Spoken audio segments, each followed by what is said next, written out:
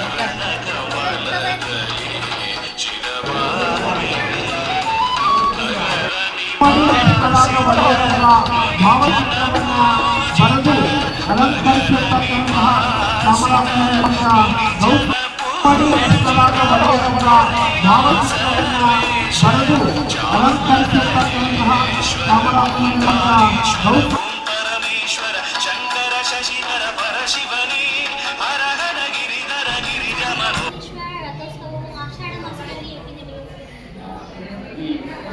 ಸ್ವಾಗತ ಸಂಪರ್ಕೋ ಸ್ವಾಗತ ಪ್ರತಿಪತ್ತೆ ಜಗದಪ್ಪಿತರೋ ವಂದೇ ಪಾರ್ವತಿ ಪರಮೇಶ್ವರೋ ಶ್ರೀ ಕೆಂಪರಂಚಾಮರಾಜನೇ ಚಾಮರಾಜೇಶ್ವರ ಸ್ವಾಮಿ ದೇವತಾ ಈ ಶ್ರೀ ಪ್ರಸನ್ನ ಕೆಂಪರಂಚಾಮರಾಜನೇ ಚಾಮರಾಜೇಶ್ವರ ಸ್ವಾಮಿ ಮಹಾರಥೋತ್ಸವವು ಆಷಾಢ ಮಾಸದಲ್ಲಿ ನಡೆತಕ್ಕಂಥದ್ದು ಬಹಳ ವಿಶೇಷವಾಗಿದೆ. ಏನು ಅಂತಂದರೆ ಮಹಾರಾಜರು ಮುಮ್ಮಡಿ ಕೃಷ್ಣ ಒಡೆಯರು ಈ ಒಂದು ಚಾಮರಾಜೇಶ್ವರ ಸ್ವಾಮಿ ದೇವಸ್ಥಾನ ನಮ್ಮ ತಂದೆಯವರ ನೆನಪಿನಲ್ಲಿ ಅವರ ಒಂದು ಹೆಸರಿನಲ್ಲಿ ಚಾಮರಾಜೇಶ್ವರ ಸ್ವಾಮಿ ದೇವಸ್ಥಾನವನ್ನು ಪ್ರತಿಷ್ಠಾಪನೆ ಮಾಡಿದ್ದಾರೆ. ಆ ಒಂದು ಚಾಮರಾಜೇಶ್ವರ ಸ್ವಾಮಿಯನ್ನು ಪ್ರತಿಷ್ಠಾಪನೆ ಮಾಡಿ ಮಹಾರಥೋತ್ಸವ ಮಾಡಬೇಕು ಅಂತ ನವಮೋತ್ಸವ ಅಂತ ಮಾಡಿದ್ದಾರೆ. ಅದನ್ನು ಹೇಗೆ ಅಂತಂದರೆ ಮೊದಲನೇ ದಿನ ಅಂಕುರಾರ್ಪಣಾದಿ ಪೂಜೆಗಳಿಂದ ಶುರು ಆಗುತ್ತೆ. ಹಾಗೆ ಅಂಕುರಾರ್ಪಣದಿಂದ 8ನೇ ದಿನದಲ್ಲಿ ಮಹಾರಥೋತ್ಸವ ಆಗುತ್ತೆ. ಆ ರಥೋತ್ಸವ ಹೇಗೆ ಅಂತಂತಂದರೆ ಮಹಾರಾಜರು ಮುಮ್ಮಡಿ ಕೃಷ್ಣ ಒಡೆಯರವರ ಜನ್ಮ ನಕ್ಷತ್ರ ಶ್ರವಣ ನಕ್ಷತ್ರ ಆಗಿರುತ್ತೆ. ಆ ಶ್ರವಣ ನಕ್ಷತ್ರಕ್ಕೆ ತೀರ್ಥ ಅನುಗುಣವಾಗಿ ಬರಬೇಕು. ಆ ಒಂದು ನಿರ್ಣಯದ ಮೇಲೆ ನಾವು ಚಾಮರಾಜೇಶ್ವರ ಸ್ವಾಮಿ ರಥೋತ್ಸವವನ್ನು ನಿರ್ಣಯ ಮಾಡ್ತೀವಿ. ಹಾಗಾಗಿ ಈ ಒಂದು ಆಷಾಢ ಮಾಸದಲ್ಲಿ ಅವರು ಹುಟ್ಟಿರೋದ್ರಿಂದ ಆ ಒಂದು ಮಾಸನೇ ಅವರ ಒಂದು ಜ್ಞಾಪಕಾರ್ಥವಾಗಿ ರಥೋತ್ಸವ.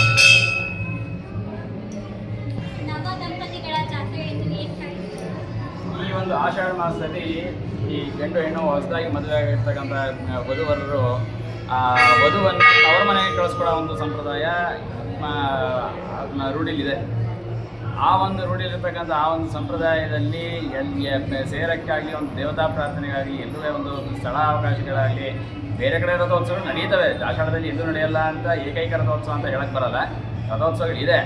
ಅದರಲ್ಲಿ ಚಾಮರಾಜೇಶ್ವರ ಸ್ವಾಮಿ ದೇವಸ್ಥಾನ ನಮ್ಮ ಈ ಪ್ರಾಂತ್ಯದಲ್ಲಿರ್ತಕ್ಕಂಥ ವಧುವರರು ಈ ಒಂದು ಸ್ವಾಮಿಗೆ ಆಷಾಢ ಮಾಸದಲ್ಲಿ ಎಲ್ಲರೂ ಇಲ್ಲೇ ಸೇರಿ ರಥಕ್ಕೆ ಹಣ್ಣು ಜೋನ ಎಸೆದು ಅವರ ಒಂದು ಏನು ಮುಂದಿನ ಅವರ ಹೆಜ್ಜೆ ಇಡಬೇಕು, ಹೊಸ ಹೆಜ್ಜೆ ಇಬ್ಬರು ಸೇರಿ ಇಡಬೇಕಾಗಿರ್ತಕ್ಕಂಥ ಹೊಸ ಹೆಜ್ಜೆ ಏನಿರುತ್ತೆ, ಒಂದು ಸಂತಾನವಾಗಿರ್ಬೋದು, ಅವರ ಒಂದು ಏಳಿಗೆಯಾಗಿ ಅಭಿವೃದ್ಧಿಗೆ ಅಂತ ಇರಬೇಕಾಗಿರ್ತಕ್ಕಂಥ ವಿಶೇಷವಾದ ಹೆಜ್ಜೆಗಳನ್ನೆಲ್ಲ ಅವ್ರು ಚಾಮರಾಜೇಶ್ವರಿಗೆ ಹಣ್ಣು ಜೀವನ ಸಮರ್ಪಣೆ ಮಾಡಿ ಆ ಒಂದು ಪ್ರಾರ್ಥನೆಯನ್ನು ಸಲ್ಲಿಸ್ತಾರೆ. ಅದಕ್ಕೆ ಅವರಿಬ್ಬರು ಈ ಒಂದು ಸ್ಥಳದಲ್ಲಿ ಸೇರ್ತಕ್ಕಂಥದ್ದೇ ಬಹಳ ವಿಶೇಷ. ಯಾವುದೋ ಆಷಾಢ ಮಾಸದಲ್ಲೇ ಇರ್ತದೆ, ಇನ್ನೂ ವಿಶೇಷವಾಗಿ ಇರ್ತದೆ.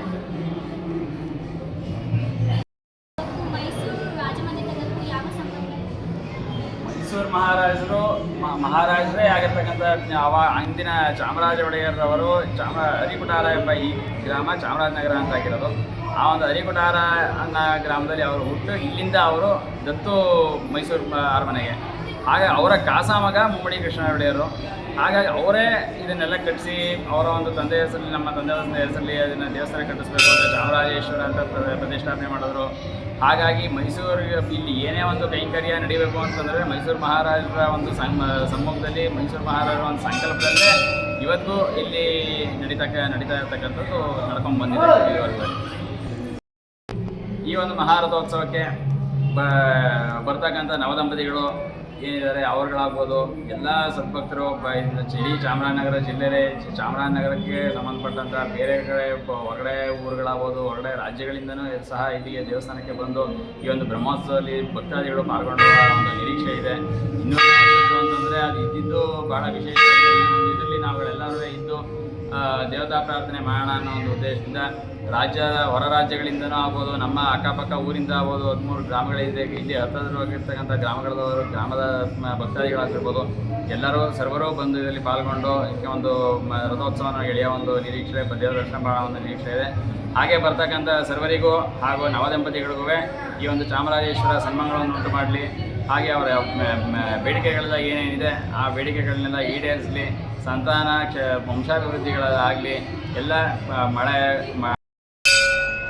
ಈ ಸಲ ಇನ್ನೂ ಒಂದು ಮಹಾ ವಿಶೇಷವಾಗಿ ಜನಗಳಿಗೆಲ್ಲ ತುಂಬ ಪ್ರಚಲಿತವಾಗಿರ್ತಕ್ಕಂಥದ್ದು ಏನು ಅಂತಂತಂದರೆ, ಚಾಮರಾಜೇಶ್ವರ ಸ್ವಾಮಿ ದೇವಸ್ಥಾನಕ್ಕೆ 200 ವರ್ಷ ಸೇರಿರೋದು.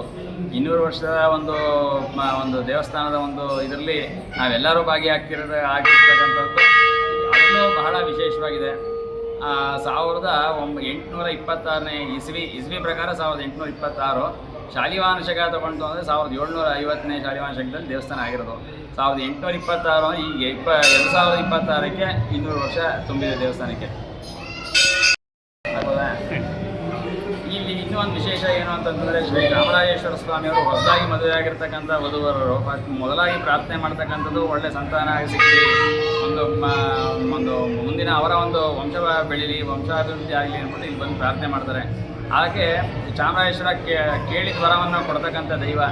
ಹಾಗಾಗಿ ಮಕ್ಕಳ ಚಾಮರಾಜೇಶ್ವರ ಅಂತಲೂ ಕರೀತಾರೆ. ಯಾಕೆ ಅಂತಂದರೆ ಅವ್ರು ಪ್ರಾರ್ಥನೆ ಮಾಡಿ ಒಂದು ನಮಗೆ ಸಂತಾನ ಆಗಬೇಕು ಅಂತ ಯಾವಾಗ ಪ್ರಾರ್ಥನೆ ಮಾಡ್ತಾರೆ ಅದನ್ನು ಅವನು ಕರುಣಿಸಿದಾಗ ಅದನ್ನು ಅದೇ ಹೆಸರು ಚಾಮರಾಜೇಶ್ವರಿಗೆ ಮಕ್ಕಳ ಚಾಮರಾಜೇಶ್ವರ ಅಂತ ಬಂದಿದೆ. ಚಾಮರಾಜನಗರದಲ್ಲಿ ನಡೆಯುವ ರಥೋತ್ಸವಕ್ಕೆ ಆಗಮಿಸುವ ನೂತನ ದಂಪತಿಗಳು ಹಾಗೂ ಸಮಸ್ತ ಜನತೆಗೆ CN ಕನ್ನಡ ನ್ಯೂಸ್ ವತಿಯಿಂದ ಶುಭಾಶಯಗಳು.